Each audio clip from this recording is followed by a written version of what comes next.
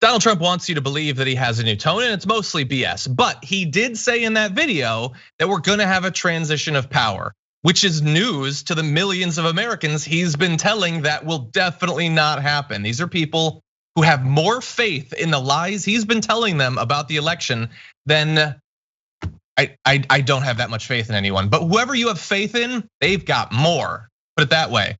So this is a difficult time for some of those people. And there are some good researchers who spend a lot of time in some of the forums where the crazies dwell. And so I wanna give you a little bit of information about how they're processing this. So Ben Collins, he said that on extremist forums like TheDonald and 4chan, they're turning on the president after that video. They're extremely upset at him, Lin Wood, and Q. This appears to be the moment they realized there was no grand plan to win back the election. This may not be permanent, but they feel betrayed. He also says there's been a substantial split tonight. About half of Parler and pro-Trump Facebook is still going with the "it was Antifa" lie. TheDonald/4chan/ the other half of Parler are doubling down on storming the Capitol since they organized it there and are turning on Trump. So that has been a disconnect that I have found to be amazing. Like half of the right is like, why aren't I getting enough credit for storming the Capitol? And the other half is like, no, that was all Portland hippies.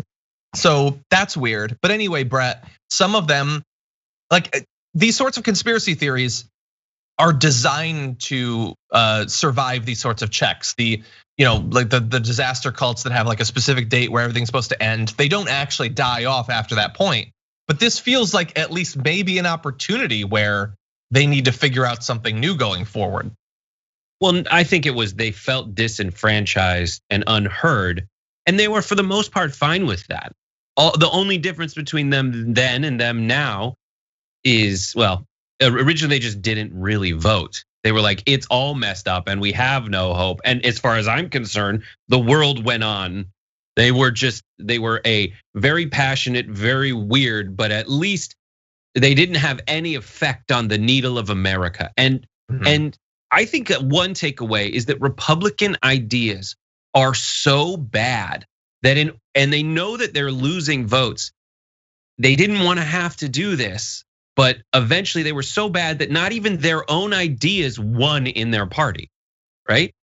They were all saying, like they had 17 candidates up there versus Donald Trump. And none of those 17 could win their party's nomination, just Donald Trump could. And once that happened, now these people are in charge of everything. And Republicans were like, well, if we failed with our own ideas, we have to embrace these crazies. And they did it. And now what is Trump gonna do? I think he's just gonna try to market to them. I don't think he wants to do the hard work of politics for anyone else. He'll do it, give himself an excuse of failure and just siphon money away from the Republican Party to his own pocket, period. Yeah, it's possible that he just fundraises from here on out. And the fundraising is to fight things. Yeah, I think that he could very well run. I don't think he's really running. We'll see, things can change. He's gonna be so old. And like some people manage it much better than others. Tommy Lasorda made it to 93.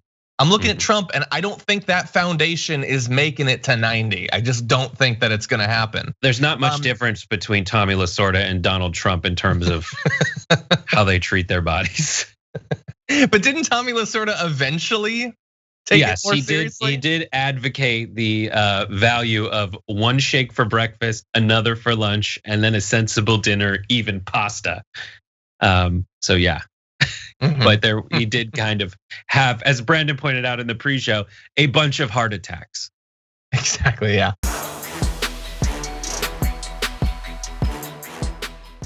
For more political news breakdowns, interviews, stories of activism, and me trying my hardest to care about the occasional big celebrity news story, subscribe to our YouTube channel at youtube.com/TheDamage Report. And you can ring the bell wherever it is so you don't miss anything.